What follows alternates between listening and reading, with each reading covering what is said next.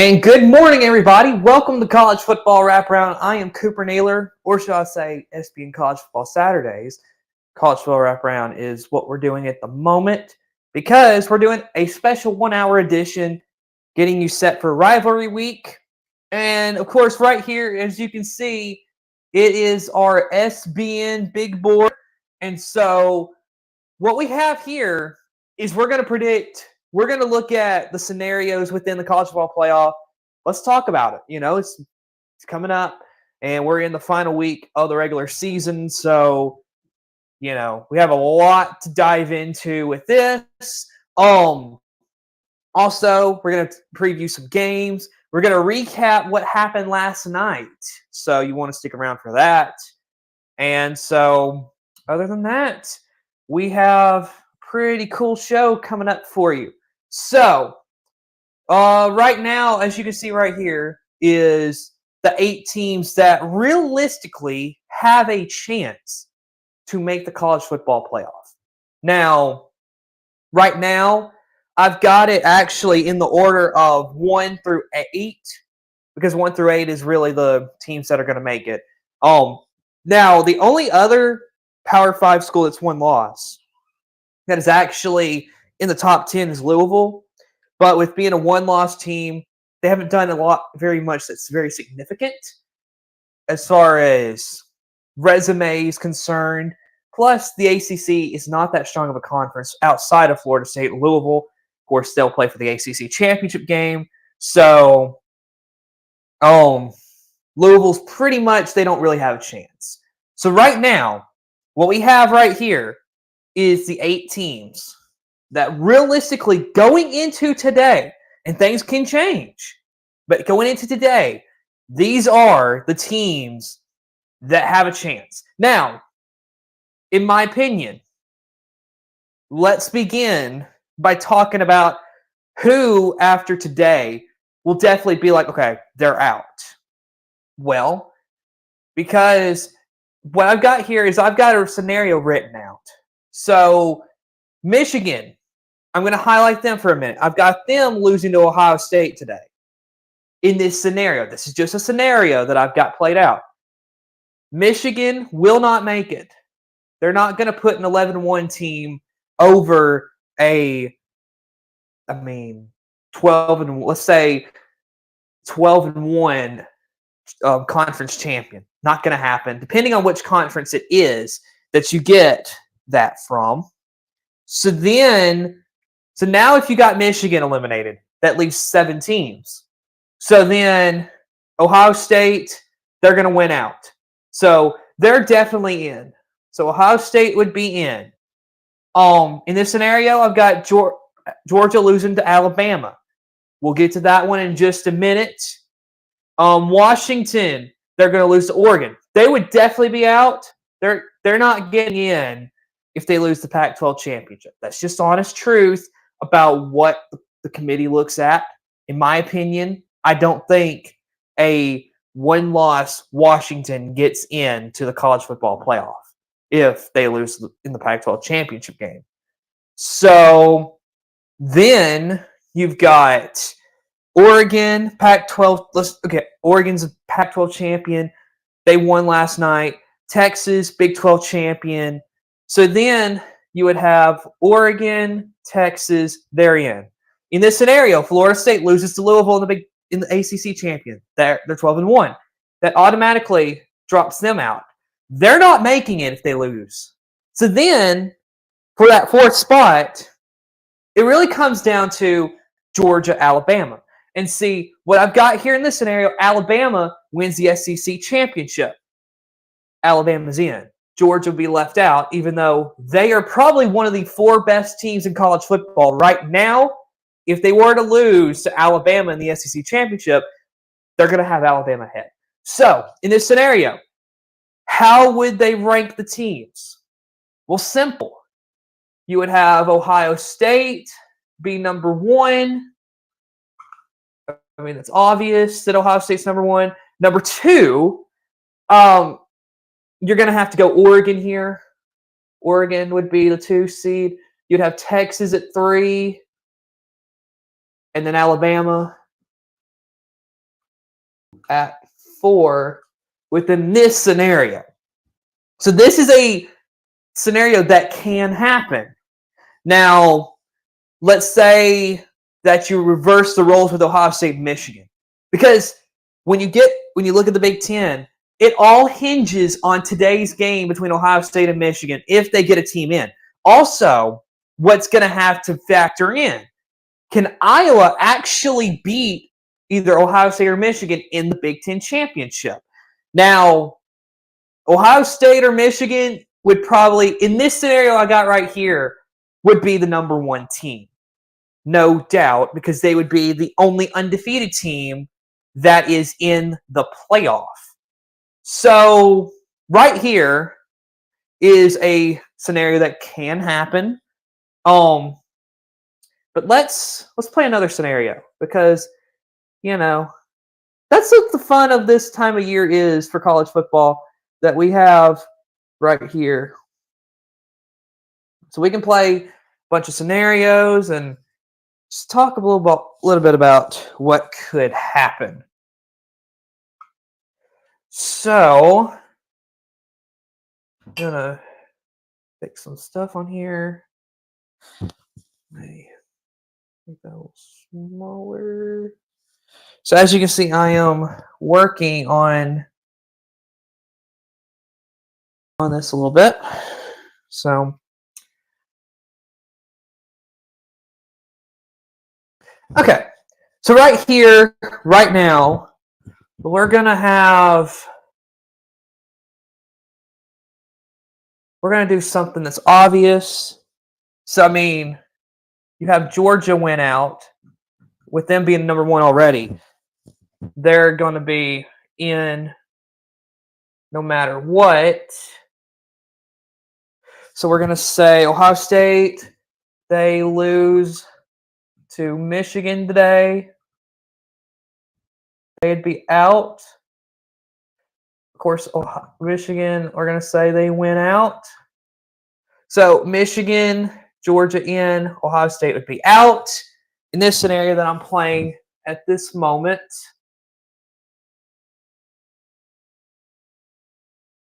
So 1 and 2, you would have Georgia,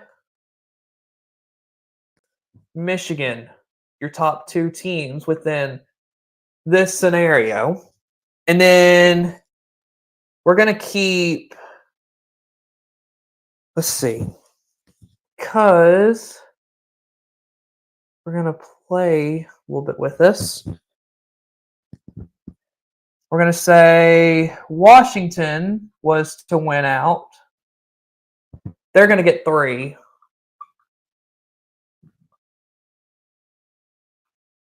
So Washington's in. Really, what's interesting here is what I'm going to do is, let's say Florida State wins out as well.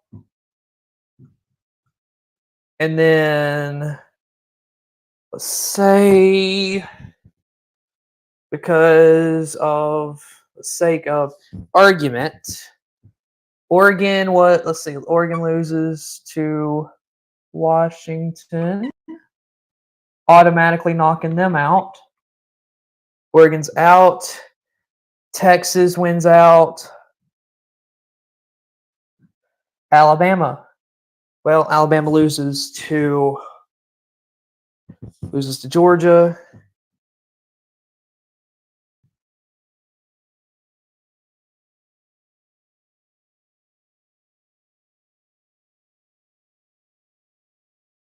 All right, so here's your next scenario right here. So we need the last team in. So, I mean, you got undefeated Georgia, you got undefeated Michigan, undefeated Washington.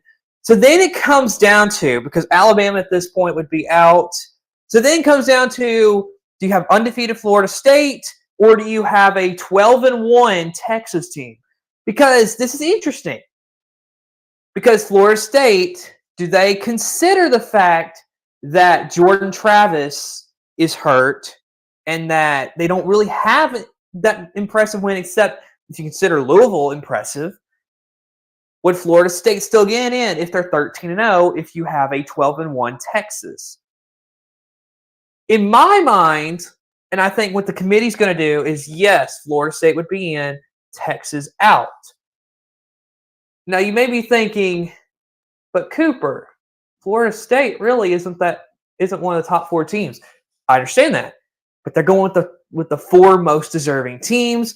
So in this scenario, you would have all 4 undefeated champions getting into the playoff. So as you can see, it's a lot of fun just to play around with this stuff and kind of get an idea what could happen. Of course, if you want to, I'm going to try another scenario out here in just a second because I'm enjoying doing this for you. So we're going to put all of this into, we're going to do it in initials because then it'd be easier to keep up with.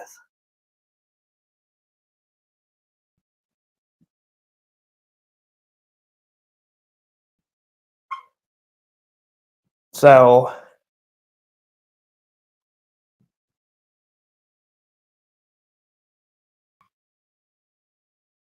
right.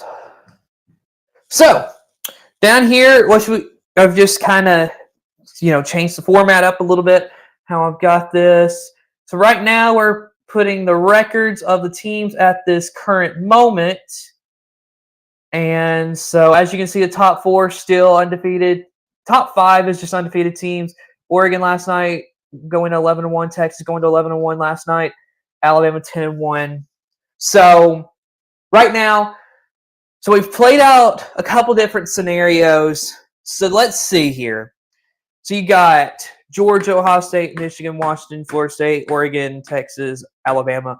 So you're wondering, how do we get a chance where the teams that are currently 5 through 8, how do we possibly get them as the top 4?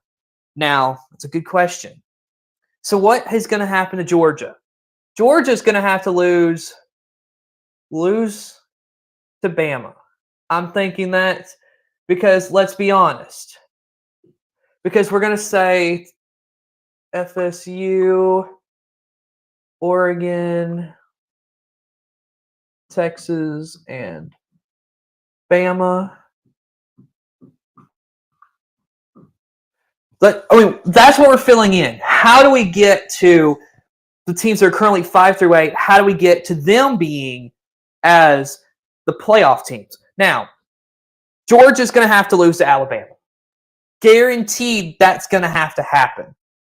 Georgia at 12-1, I think Bama would get ahead of them if Bama's the 4th spot. Now, Ohio State, how do they miss?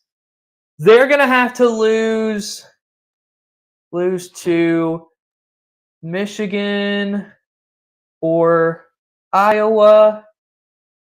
And the reason why I didn't say Georgia Tech or Alabama for Georgia is because I feel like Georgia will probably take care of business. Kind of the same thing for Michigan. They're going to have to lose to Ohio State or Iowa. And then Washington, they're going to have to lose to Oregon. They, no doubt, have got to lose to Oregon for this scenario to work. So, right here, your top 4 teams have got to figure out some way to lose. Now, here is an even crazier situation because, and I mean, the one that I think would be incredible to see, let's say Georgia is, let's say, you know what? I should have just left that.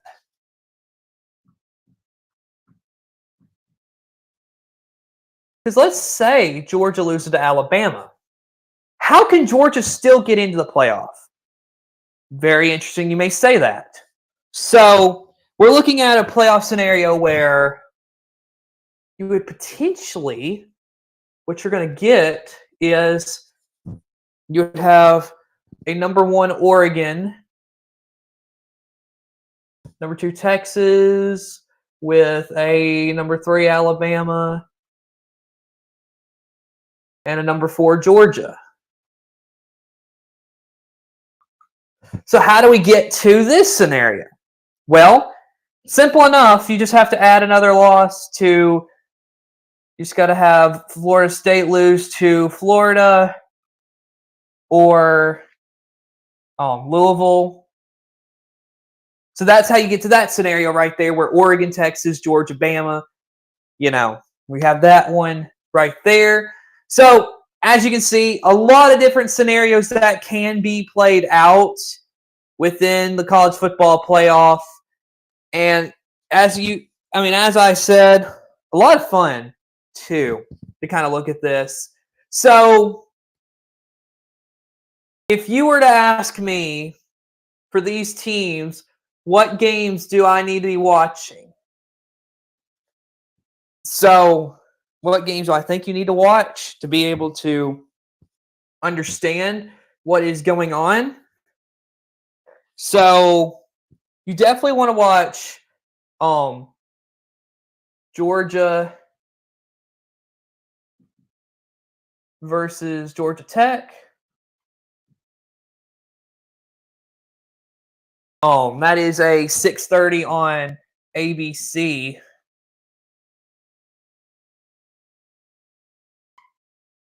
And then Ohio State, Michigan. You definitely want to watch that one. That's coming up here in just a few minutes over on Fox. And then,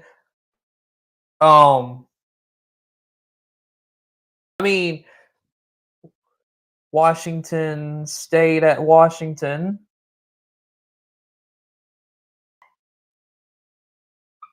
I believe that's like a 3 o'clock on Fox, I think. And then, of course, Florida State and Florida.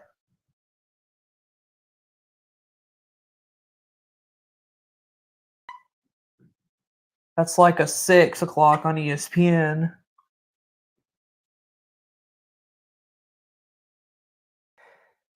Of course, Oregon, Texas already played. And then, of course, you want to check us out, Alabama and Auburn, at 2:30 here on the channel. That's the games you want to watch today right here. Of course, national broadcast if you want to watch that alongside so you can get a visual on CBS. So that's the games you need to watch today in order to get an idea of what is going on within the college football playoff.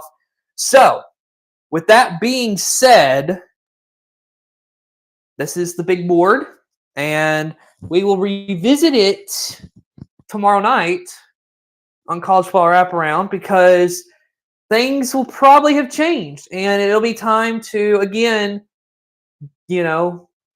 hash out what is going on within the college football playoff scenario slate. So, a lot of fun there to be had.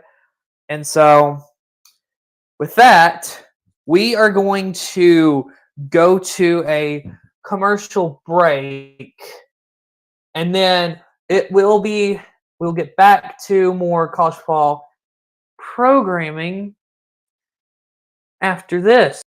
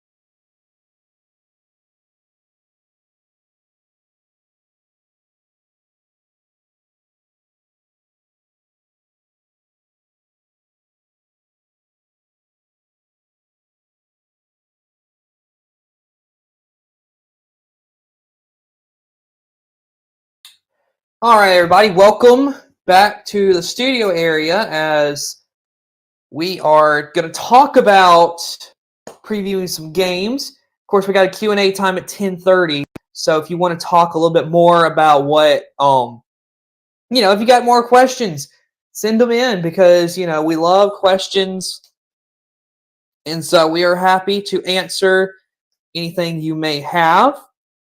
So let's start and talk about Georgia and Georgia Tech. And what a game that it will be. Of course, it's a 6:30 on ABC, like I told you a minute ago. But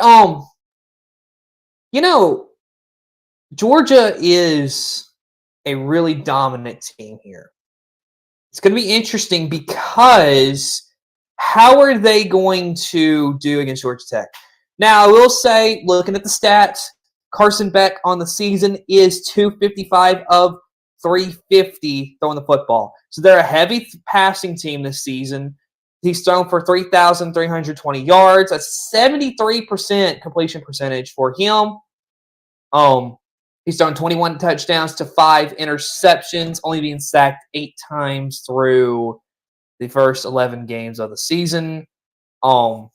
And then you got to look at the run game. Again, they're really heavy pass this season. Run game, though, Dejon Edwards, 134 carries, 726 yards, 10 touchdowns for him. His longest run was 62 yards. Kendall Milton, second leading rusher, 81 carries, 488 yards, and 8 touchdowns. You look at the passing game as far as who is the leading receiver, and it's overwhelmingly Brock Bowers, 51 receptions, 661 yards, 6 touchdowns. He has a long of 49. Dominic Lovett, he has 44 receptions, 484 yards, 2 touchdowns. Marcus Rosemary-Jackson, 29 receptions, 472 yards, 4 touchdowns. Ladd McConkey, 26 receptions, 418 yards, 2 touchdowns for him. So Georgia is incredible on the offensive side of the ball. Now, defensive side, they are a pretty good defense. I wouldn't say they are to the same caliber of what they have been in the past, but they still have this opportunity that they can really disrupt Georgia Tech and their rhythm. So Georgia Tech this season, and I'm going to pull their stats. I got their stats pulling up real quick. Haynes King, their quarterback, he's 208 of 334 passing the ball. That's 2,597 yards, 62% completion percentage, 26 touchdowns, 15 interceptions. Nothing like, that jumps out at you. Their leading rusher is Haynes. He has 141 carries for 850 yards and 7 touchdowns. Haynes King has carried the ball 98 times himself for 624 yards and 7 touchdowns. And so incredible stuff there. Receiving the ball, Singleton Jr., 43 receptions, 610 yards, 6 touchdowns. Rutherford, 41 receptions, 442 yards, 3 touchdowns. Laylock, 21 receptions, 337 yards, 2 touchdowns. And Leary, 25 receptions, 309 yards, 2 touchdowns for him. So very interesting.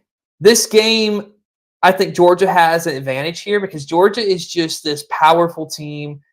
It's hard for me to sit here and really say, oh, Georgia, I don't think they're going to look good. I just don't see that. They're playing Georgia Tech. Georgia Tech is not exactly, Alabama, for that instance, who is one of the few teams that actually can challenge Georgia this season. So it's going to be interesting for sure. I just don't have a lot of faith that Georgia Tech can really challenge Georgia, like I said. And so, really, the thing is, it's going to be Georgia Tech. They've got to score. They've got to score because Georgia's going to score. Tech has just got to score and keep up with the Georgia offense. And so, really watch that Georgia Tech offense versus Georgia defense matchup. That's going to be incredible to watch today. So that is what is going on with those teams. And then we're going to look at Washington State and Washington. Let's start with Washington State because they're the road team today. As my stats get pulled up, I'm going to get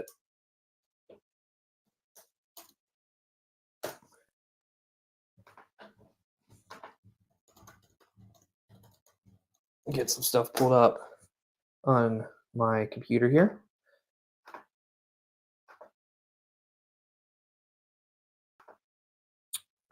So we look at Washington State today. Ward, their star quarterback, he's 291 to 437. That's nearly 67% completion percentage, 22 touchdowns, 5 interceptions.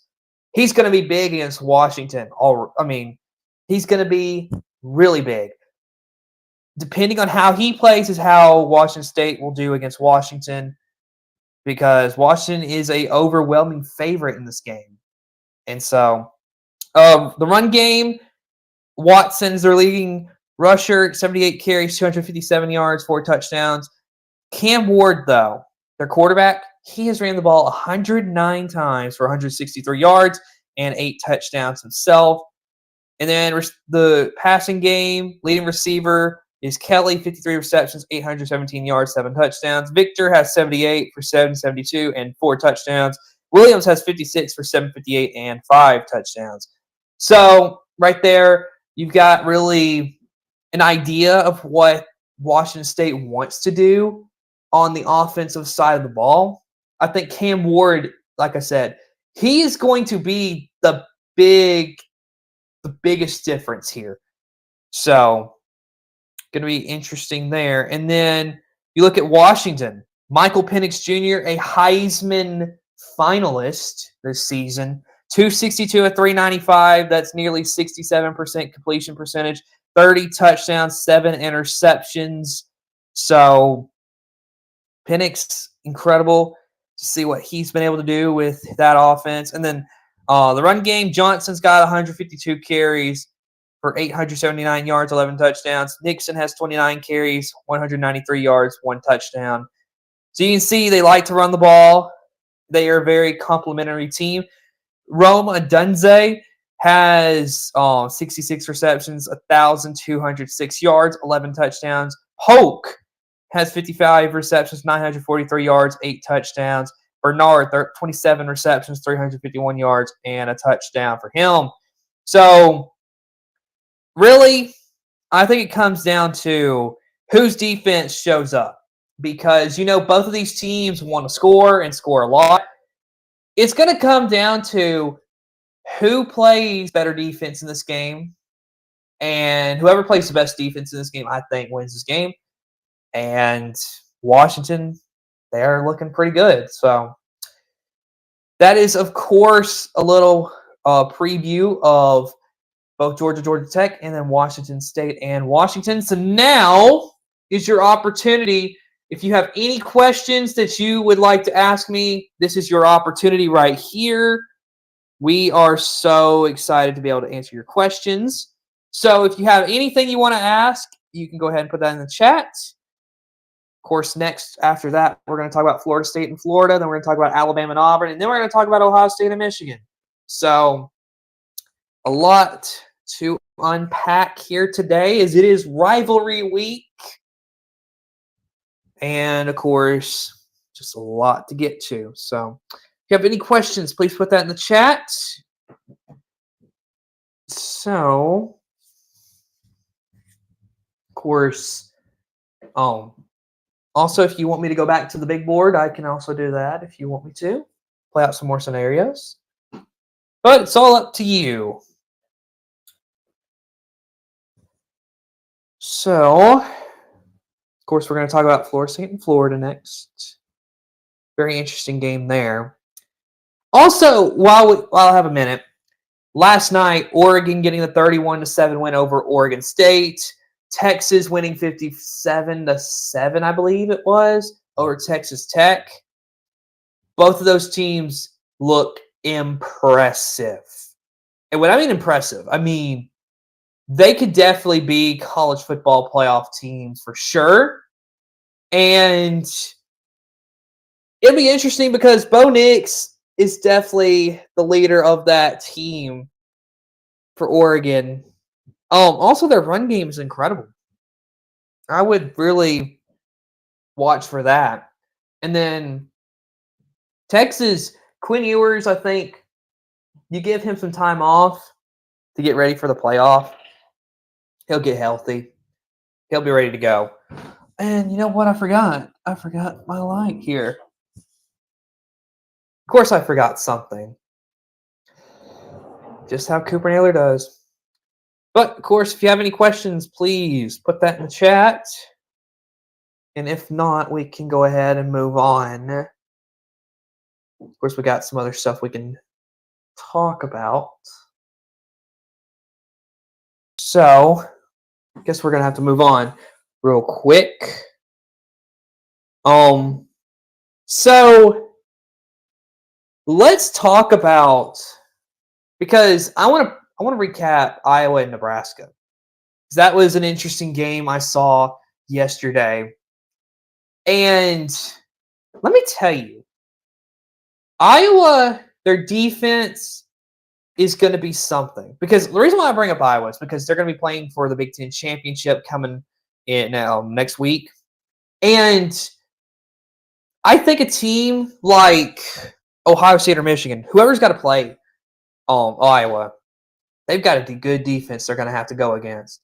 And I'm interested to see, can Iowa actually ruin a season for a team like Ohio State or Michigan? Now, the reason why I think if Iowa were to win the Big Ten Championship and they could knock out either Ohio State or Michigan, whoever they play against in the Big Ten Championship, because, especially Michigan, because if you look at Michigan, their biggest win would be against Ohio State, who Ohio State really hadn't beat anybody. Plus, with all these other teams that you have, I just don't see a team that lost in the Big Ten Championship going to the playoff. Now, the only team I could see losing their conference championship and making the playoff is going to be Georgia. That's the only team. I think that's what the committee sees as well. So it's going to be very interesting. Iowa, like I said, they're not going to put up a lot of points. They're not going to be super flashy or anything. But what they're going to do is they're going to play good defense. And they are going to make you have to play all 60 minutes. And so I'm interested. Does Iowa potentially win the Big Ten Championship and really spoil some seasons here? Gonna be interesting. Interesting indeed. And then also Missouri and Arkansas yesterday was interesting because Missouri, of course, as you know, blew the socks off of Arkansas. I believe it was like 41-14, I believe. But it was much worse than 41-14, folks. Missouri looked like a team who could, I'm not saying they're good enough to be in the playoff because, they're a two-loss team. They're not making it. They can really, keep it close with one of these teams, I think. You saw that with Georgia. It was a 30-21 Georgia win at home, and Missouri really played a good game. So it's going to be interesting to see can Missouri, if they get into a New Year's Six bowl, how do they do? Now, Arkansas, the big questions come with, are they actually good enough to the thing is for me is Missouri, is Arkansas going to find the right offensive coordinator? Because that's going to be the big thing is they need the right guy leading them. Because if they don't find the right guy, they're not going to do anything. Because they need They need a good, solid offensive coordinator. Now, it's going to be big because KJ Jefferson is leaving. He was the heart and soul of that Arkansas team. So my question is, if you're Sam Pittman, you're going into year 5, how in the world do you replace KJ Jefferson? And then how in the world do you somehow find an offensive coordinator who can mold these players into actually winning games? That's my thing. It's going to be interesting because I don't know how they're going to do. So, very interesting there. So now let's start and talk about Florida State and Florida. Florida State, let me tell you. Of all the teams in the top 8 that I think could, one loss basically ends their chances, it's definitely Florida State. Jordan Travis, of course, is out for the season. He ended his Florida State senior season. He finished 207 with 324, 2,755 yards. That is nearly 64% completion percentage, 20 touchdowns, 2 interceptions. Just a great season for Jordan Travis. And just sad to see that it had to be cut short. Now it's going to be Tate Rodemaker as the guy for Florida State. He is 20 of 31 on the season, 376 yards. He's got a 64% completion percentage, 5 touchdowns, no interceptions. He's going to have to be the guy. It's going to be interesting, though, because how does he actually play against Florida? I'm interested to see because it's just a confusing situation there. And then, of course, leading rusher, Trey Benson, 119 carries, 743 yards, 11 touchdowns. I'll be honest with you. If you are Florida State, if you're looking to go to the playoff, I think, although you've got the receivers, I think you've got to be a run team now. And plus, Tuafili is their backup running back, 54 carries, 322 yards, and 3 touchdowns. They've got to run the ball.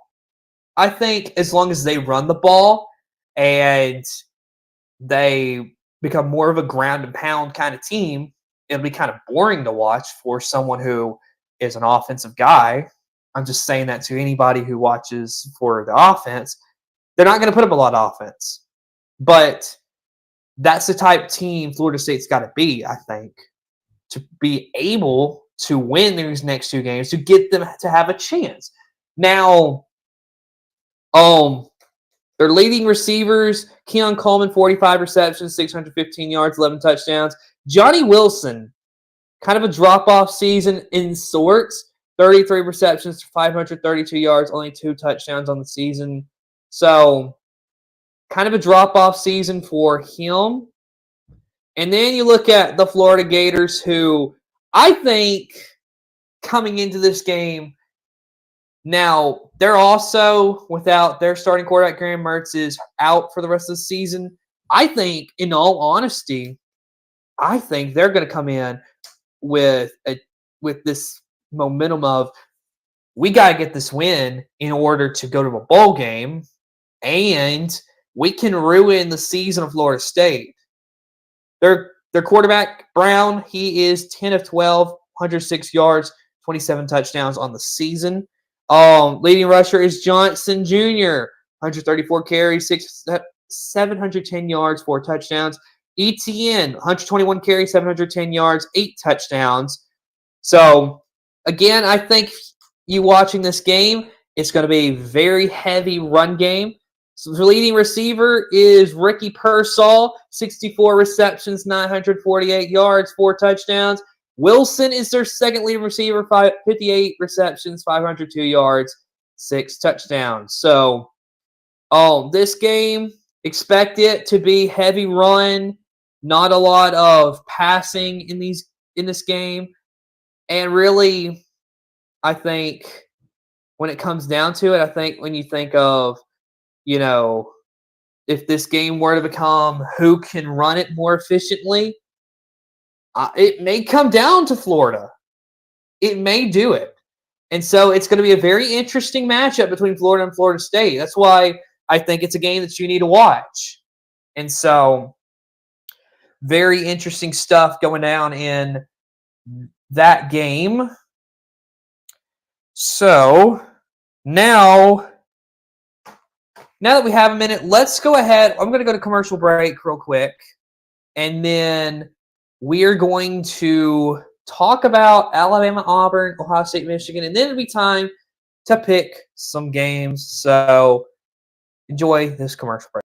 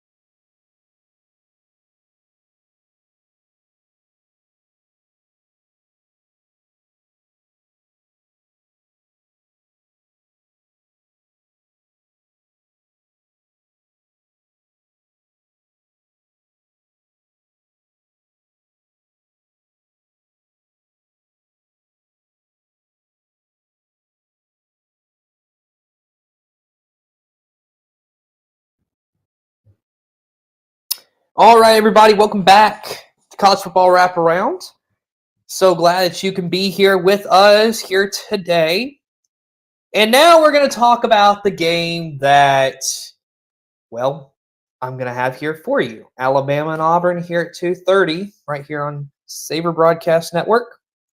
So when you look at Alabama and their stats, now Jalen Milroe, 142, a 214, 2,267 yards, 19 touchdowns, 6 interceptions for Milroe. Pretty good season of, for the most part.